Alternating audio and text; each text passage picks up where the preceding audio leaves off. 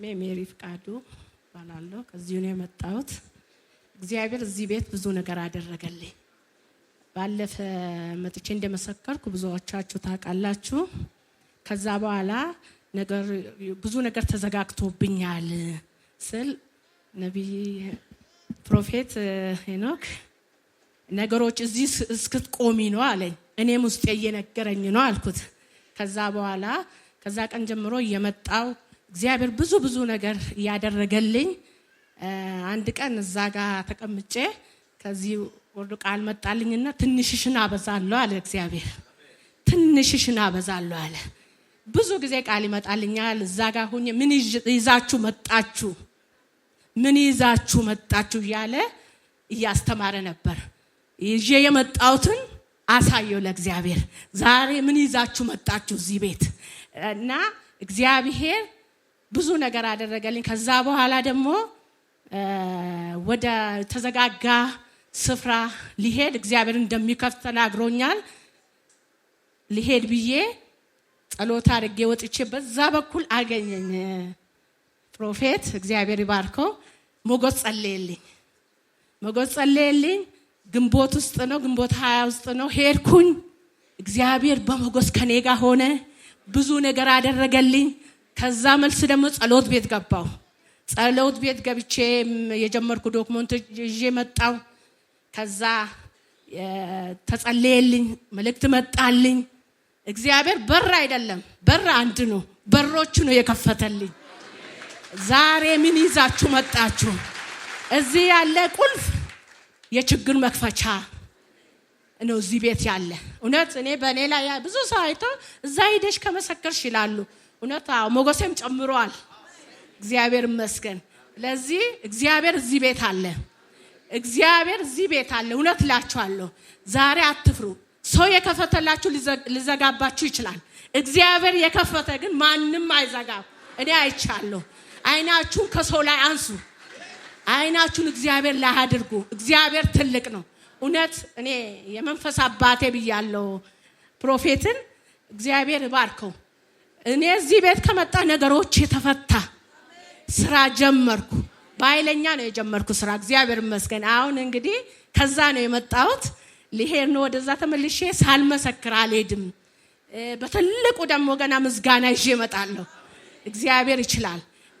እዛ ጸሎት ቤትም እግዚአብሔር በጣም ጸሎት ቤትም ግቡ፣ ጸልዩ። እግዚአብሔር መንፈስ እዛም አለ፣ ሰራል እግዚአብሔር። እኔ ብዙ ሰው እየጋበዝኩ ነው እዚህ ቤት። ስራ አጣን ተዘጋብን የሚሉ ቁልፍ እዚህ እንዳለ አይቻለሁ። እኔ እውነት እግዚአብሔር ፊት እነግራችኋለሁ። ጌታ ምስክሬ ነው። የችግር ቁልፍ መክፈቻ እዚህ ቤት አለ። እኔን የረዳ እግዚአብሔር እናንተንም ይርዳ። ዛሬ ጥያቄ ይዛችሁ ከመጣችሁ አትጠራጠሩ። እግዚአብሔር ጥያቄያችሁን ጥላችሁ ነው የምትሄዱ። እግዚአብሔር ረዳችኋል። ብዙ ነገር አደረገልኝ። ከዛ ነሐሴ 30 እንዳው ከዛ መጥቼ እዛ ጋር ቁጭ ብዬ ሌላ አገልጋይ ያገለገለ ነበር እዚህ ቤት። ከዛ ያንቺ ነገር አልቋል አለ። በፕሮፌት የተጀመረ አልቋል ማለት ነው፣ ሊቋጭ ነው አለኝ። ጋቢ ሊለበስ ሲል ተሰርቶ መጨረሻ ላይ ይቋጫል አለ። ስለዚህ መቋጨት ጀምሯል። የኔ ነገር ሊለበስ ነው፣ በቃ አልቋል እግዚአብሔር። ስለዚህ ብዙ ነገር አድርጎልኛል። እናንተ ጥያቄያችሁ መልስ እዚህ ነው ያለ።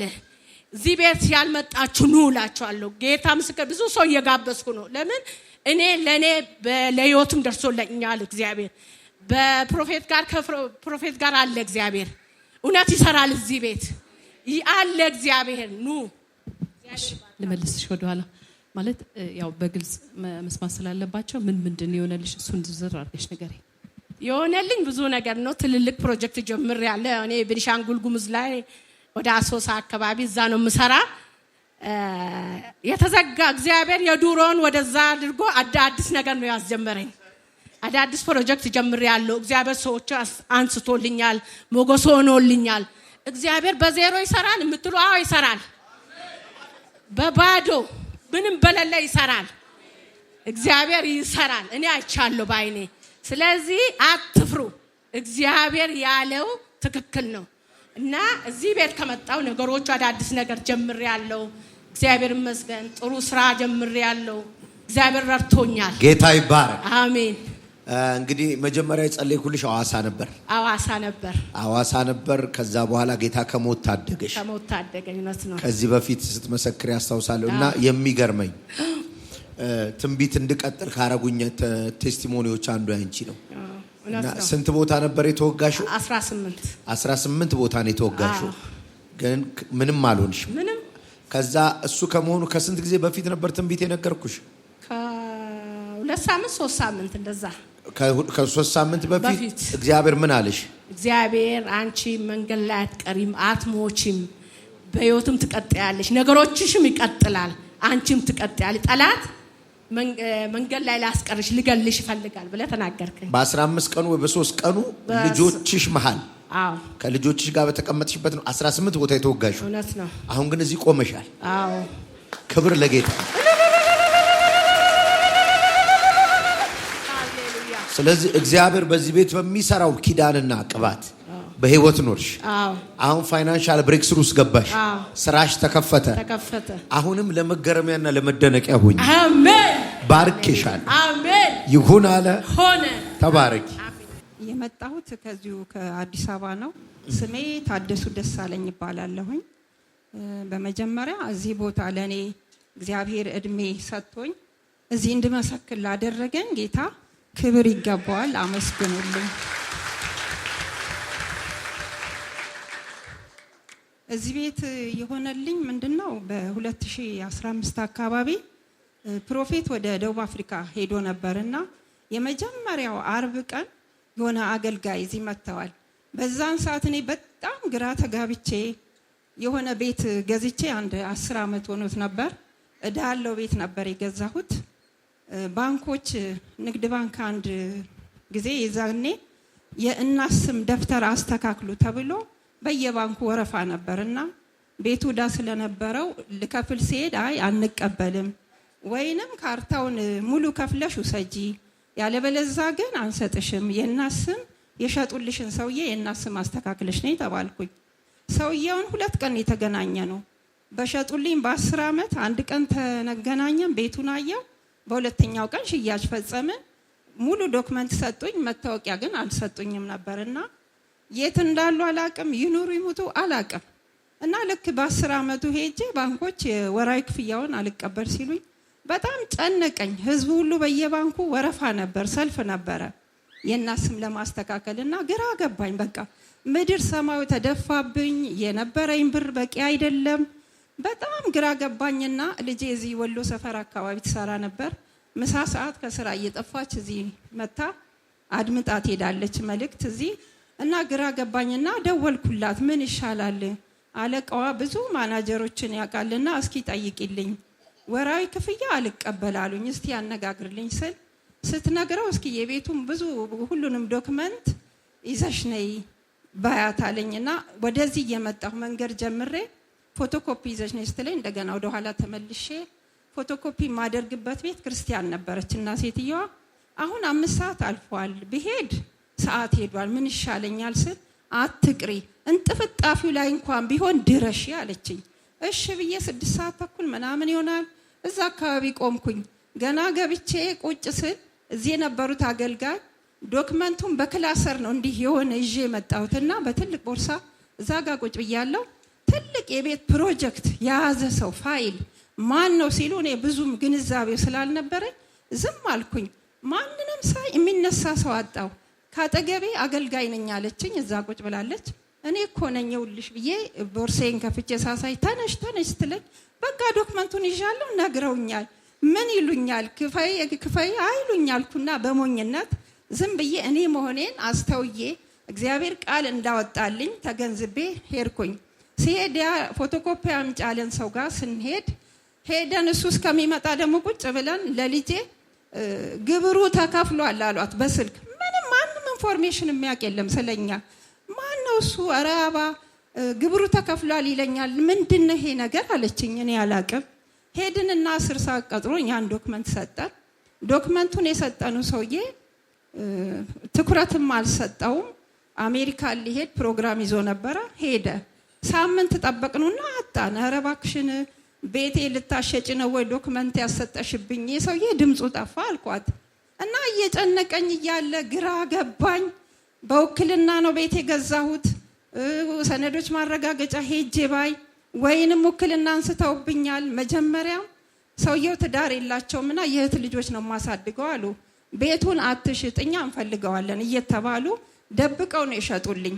እነሱ ሊጠቀሙ እኔ ደግሞ መጦሪያዬ ነው ብለው ነበር እና የሸጡልኝ። ከዛ ሁሉልና ማስረጃ ቢሄድ ወይ ውክልና ተነስቷል ፈልጌ ባገኛቸው ሊክዱኝ ይችላሉ፣ ገንዘብም ጨምሪ ሊሉኝ ይችላሉ ብዬ በጣም ጨንቆኝ ቢሮ የመንግስት ሰራተኛ ነኝና ቁጭ ብለን 3 ሰዎች ነን ምሳ እየበላን አንዴ ልጄ ጓደኛ አባ እንዴት ሆንሽ ያንን ነገር አለች። ምን ሆናለው ይኸውና ህዝብ የሆነውን ሆናለሁ ምንም ማድረግ አልችልም ብዬ ቁጭ ስል ስንት ብር ነው የምትፈልጊው አለችኝ። አይ 50 ሺህ ብር ስጪኝ እኔ አለኝ መጨመሪያ ይሆነኛል ስል እግዚአብሔር በሚያውቀው ምስክር በሌለበት በሞባይል ላይ 50 ሺህ ብር ላከችልኝ።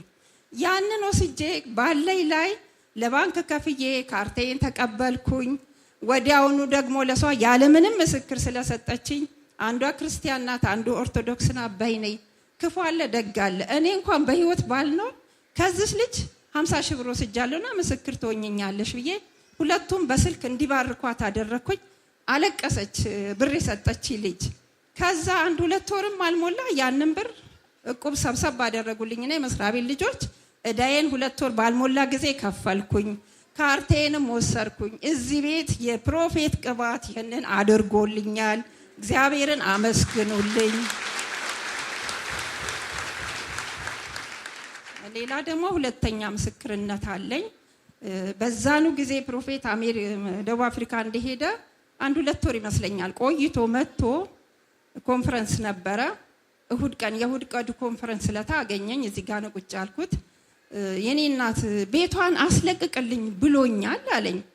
ምንም ስለኛ ቤት ምንም አይነት ኢንፎርሜሽን እዚህ ውስጥ የሚያውቅ የለ ማንም አያውቅም። ቤቷን አስለቅቅልኝ እያለኝ ነው። እናቴ አንቺን ቤት ማንም አይወስደውም እርፍ ብለሽ ትተኛለሽ አለኝ። ለካስ እሱ እግዚአብሔር ነግሮታል። እኔ ምንም አላውቅም። ሰዎቹ ፍርድ ቤት ሄደዋል። ወር አልፎ 4 ወር ሆኗቸዋል አሉ። ፍርድ ቤት ሄዱ። እኔ ምንም ኢንፎርሜሽን የለኝም። እኔ የድሮውን እንደዚህ ሲለኝ የድሮውን ታሪክ ዘበዝብለታለሁ ምንድነው የሚለውም እየተጠራጠርኩኝ እንዴ 24 ዓመት የሆንኩትን ያስለቀሱኝን እነግረዋል። እሱ ግን የታየው ነገር ነበር። ፍርድ ቤት ጉዳዩ ተይዟል። እኔ አላቅም። ከዛ ልክ ፕሮፌት እሁድ ቀን ነግሮኝ ማክሰኞ ቀን ቤቱን በጠባቂ ነው ያስቀመጥኩትና ያንን ቤት በጣም ጭቅጭቅ 24 ዓመት እኔ ስለሱ ቤት ማንሳት አልፈልግም፣ ግን የፕሮፌት ቃል ስለሰራ ብቻ ነው መናገር የምፈልገውና በጣም አስለቅሰውኛል። እዛ ቤት ውስጥ ድንገት ትቼ ወጥቻለሁኝ። አሁን ከዛ እሱ እሁድ ተናገረ። ማክሰኞ ቀን ሄደው የውርስ አጣሪ በር ላይ ተለጥፏል። ቀን የለው የመዝገብ ቁጥር ብቻ፣ የውርስ አጣሪ ስም የለው፣ መቼ እንደሚቀረብ ቀን የለው። ብቻ ከቀበሌዎቹ ጋር እግዚአብሔር ይወቀው ምስጥር ያለው ይመስላል ማስታወቂያው። በቴሌግራም ሳየው ደነገጥኩኝ በጣም። እንዴ ኡርለት የተነገረኝ ይሄ ነው እንዴ ለካ አልኩ። የዛኑ ቀን ቤት ውስጥ እዛ ግቢ ውስጥ ከተከራዬ ጋር ብጥብጥ ነበር። እኔ ምንም አላቅም፣ የፍርድ ቤት አላቅ ምን አላቅ። ከዚያንን አንስቼ አንድ ተወካያቸው አለ። እንዴ ለምንድን ነው እኔ የዛ ቤት ወራሽ አይደለሁኝም፣ ቤቱን ራሴ ነኝ የሰራሁት። ከክፍለ ሀገር ወደ አዲስ አበባ ስገባ ኪራይ ቤት 2 ዓመት ነው የተቀመጥኩትና እኔ አላቅም። ነይ አትንከራተች፣ ነይ እዚህ ጋር ስሪ ተብዬ በገዛ ገንዘቤ መሃና ክስታሉኝ ነይ ስሪ ብለውኝ ነው ቤቱን የሰራሁት። ትንሽ ሰርቪስ ቤት ናትና ነይ ስሪ ያለችኝ ሴት አሁንም በህይወት አለች። ያንን እያወቁ የውሸት ንዛዜ ብለው እኔ ምንም በማላቀው ንዛዜ ይዘናል ብለው ሟች 97 ሲሞቱ ያንን አሁንም ደብቀው ነበር የሄዱት። በዛ ክርክር ላይ ያለን 19 ዓመት በ19 ዓመቱ ነው ይሄን በድጋሚ ያስነሱትና ቀደም ሲል ይግባኝ እጅ አስወስኛለሁ የራሴ እንደሆነ። አሁንም በ19 ዓመት ነው ፕሮፌት ቃል ያወጣልኝ። ከዛ የተለጠፈው ማስታወቂያ አይቼ ፍርድ ቤት ሲሄድ በቁጥሩ በመዝገብ ቁጥር አገኘው። አመልክተው ውርስ አጣርተው ሪፖርት ሊያቀርቡ ትንሽ ሲቀር ነው የደረስኩትና ለዳኛ ስነግረው በይሺ መረጃሽን አምጫለኝ ሰጠሁኝ። አሁን ምንድነው ጠበቃ ተገዛልኝ።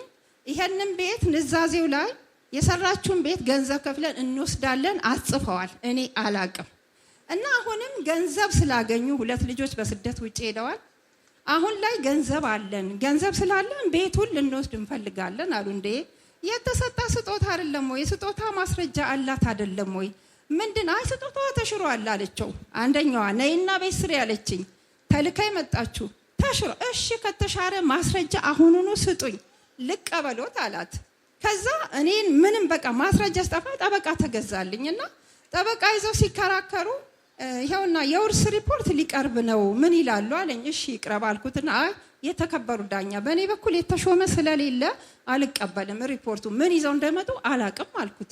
ከዛ በቃ መንግስት ያቆምላችሁ ተባል። እሺ መንግስት አቆመልን። ውርስ አጣሪ ተጣራ። መጀመሪያም እነሱ አስለክተዋል። ልኬቱ አንድ ነው። 1988 ሟች ከመሞታቸው በፊት የአየር ካርታ ተነስቷል። 97 ነው እሳቸው 2000ም የአየር ካርታ ተነስቷል።